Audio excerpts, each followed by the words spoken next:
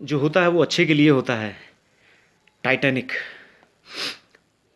Titanic जहाज जिसने अपनी पहली यात्रा और आखिरी यात्रा की थी सर। टाइटैनिक जहाज जिसको अनसिंकेबल बोला जाता था, कभी ना डूबने वाला जहाज बोला जाता था, और अपनी पहली यात्रा में ही डूब गया था सर। लेकिन इस टाइटैनिक जहाज के पीछे मैं एक आपको कहानी बताना चाहता हूँ, और इस कहानी से हमको बहुत कुछ सीखने को मिल सकता है सर।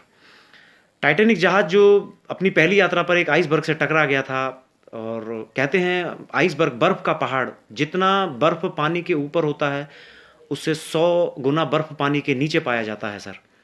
तो टाइटैनिक जहाज जो अपनी पहली और आखिरी यात्रा पर आइसबर्ग से टकराया था और डूब गया था। लेकिन टाइटैनिक जहाज के पीछे एक शानदार कहानी जो मैं आपको बताना चाहता हूँ, बहुत कुछ सीखने को मिल सकता है हमको उस कहानी से सर। टाइटैनिक जहाज के रवाना होने से पहले उसकी टिकटें बुक होती थी कि कौन कौन आदमी जो उस टाइटैनिक जहाज पर जाना चाहता था। तो एक स्कॉटिश फार्मर थे, स्कॉटिश किसान थे, मिस्टर क्लार्क।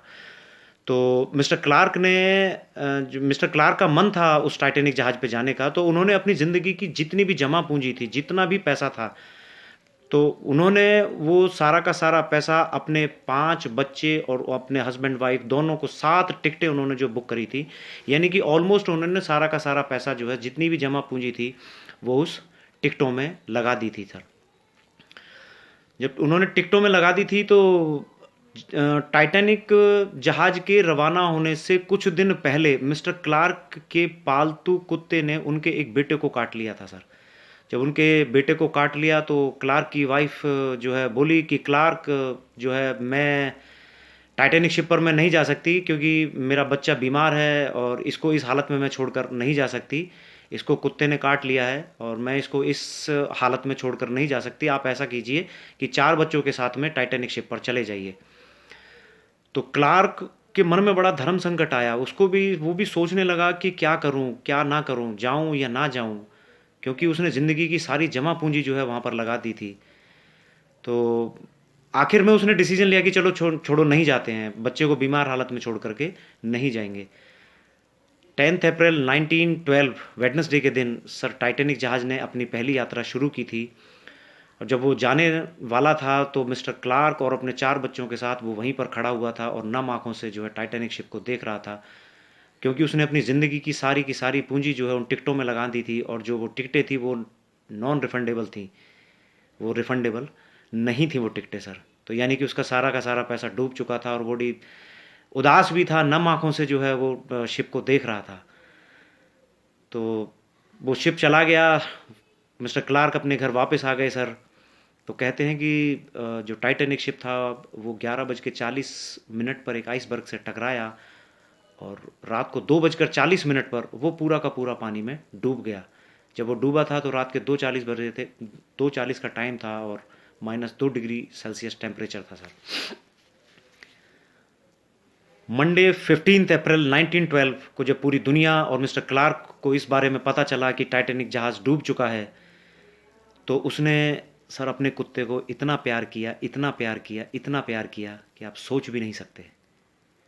उसी कुत्ते को जिसको वो पिछले 5 दिन से गाली दे रहा था, पिछले 5 दिनों से उस कुत्ते को कोस रहा था, और उसी कुत्ते को सर वो इतना प्यार दे रहा था, इतना प्यार दे रहा था कि हम सोच भी नहीं सकते। ईश्वर ने आपके लिए क्या माया जाल रचा हुआ है सर, ये आपको भी नहीं पता है। तो इसलिए जो होता है वो अच्छे के लिए ही होता है। हमेशा सर जो ऑप्टिमिस्ट लोग होते हैं सर, जो ऑप्टिमिस्ट लोग होते हैं उनके साथ में अपना समय स्पेंड कीजिए सर, टाइम ऑप्टिमिस्ट लोगों के साथ में। देखिए, मैं ऑप्टिमिस्ट में एक आपको एक और स्टोरी बताता हूँ ऑप्टिमिस्ट के बारे में, कि एक राजा था, उसका एक मंत्री था, वो बहुत ऑप्टिमिस्ट था। मतलब वो ना हर बात में बोलता था कि बहुत बढ़िया हो गया, बहुत बढ़िया हो गया सर, बहुत अच्छा हो गया। हर बात में ऑप्टिमिस्ट था वो, हर बात में बोलता था बहुत बढ़िया हो गया। एक दिन राजा जो थे वो अपनी तलवार साफ कर रहे थे, तलवार साफ करते करते सब तलवार जो थी वो उनके पैर पर गिर गई, और पैर पर गिरने के बाद जो है उनका पैर का अंगूठा कट गया। तो उनका मंत्री बोला जी बहुत बढ़िया हो गया, ये तो बहुत अच्छा हो गया। अब राजा बोला कि यार मेरा अंगूठा कट गया, तू बोल रहा है बहुत बढ़िया हो गया। तो उसने जो है उसको जेल में डाल दिया। जब जेल में डाल दिया तो 2 महीने के बाद जो था वो राजा जो थे वो शिकार के लिए गए हुए थे जंगल में, तो किसी वजह से जो सैनिक थे उनसे पीछे छूट गए सर। और उनको जो है आदिवासी जो होते हैं ना, वो हुम्बा हुम्बा इस तरह के, इस टाइप के जो लोग होते हैं, उन्होंने जो है राजा को पकड़ लिया, राजा को पकड़ लिया, ले गए, बोले देवी की बलि देंगे, देवी को प्रसन्न करेंगे। तो उसको जो है नहलाया, नहलाया तो देखा तो पैर का अंगूठा कटा हुआ था। बोले देवी प्रसन्न नहीं होगी, अपूर्ण बलि होगी, देवी जो है क्रोधित हो जाएगी। तो राजा को छोड़ दिया सर उन लोगों ने। राजा को छोड़ दिया तो राजा सबसे पहले महल में गया, बोला कि उस मंत्री को बाहर निकालो। जब बाहर निकाला तो उन्होंने उसको बोला कि यार बढ़िया, सही बोल रहा था तू तो कि बहुत बढ़िया हो गया, बहुत बढ़िया हो गया। अगर पैर का अंगूठा नहीं कटता तो आज गर्दन कट जाती। तो राजा ने उस मंत्री से पूछा कि देखो, मैं मेरे साथ तो बढ़िया हो गया, लेकिन पिछले 2 महीने से तुम जेल में थे, तो तुम्हारे साथ क्या अच्छा हुआ? तो मंत्री बोला कि देखिए महाराज, मैं आपका मंत्री हूँ और आपके साथ में ही जंगल में जाता। अब आपकी तो हो गई अपूर्ण और अब मेरी हो जाती पूर्ण, तो दोनों के लिए बढ़िया हो गया सर। तो हम मतलब ऑप्टिमिस्ट, एक तो पॉजिटिव थॉट्स होते हैं ना सर, पॉजिटिव थॉट्स को हमेशा अपने साथ में रखिए सर। नेगेटिव आदमी और नेगेटिव विचारों से हमेशा दूर रहिए सर। नेगेटिव आदमी क्या होता है कि कम से कम 20 किलोमीटर के रेडियस को खराब करता है सर, 20 किलोमीटर के रेडियस को। ये रेशियो मैंने आपको कम बताया, इससे ज़्यादा भी हो सकता है। तो नेगेटिव आदमियों से हमेशा दूर रहिए सर। वो मतलब ना तो खुद चैन से बैठते हैं और ना ही दूसरों को चैन से बैठने देते हैं। कहते हैं ना, वो मक्खी जो होती है वो पूरे शरीर को छोड़ करके वहीं बैठती है जहाँ फुंसी होती है। तो हमेशा सर दूर रहिए बिल्कुल नेगेटिव लोगों से, और बिल्कुल किनारा कर लीजिए सर नेगेटिव लोगों से, मेरा तो ये मानना है। बाकी हमेशा पॉजिटिव पॉजिटिव थॉट्स के साथ आगे बढ़िए सर, करिए कुछ ऐसा कि लोग बनना चाहें आप जैसा।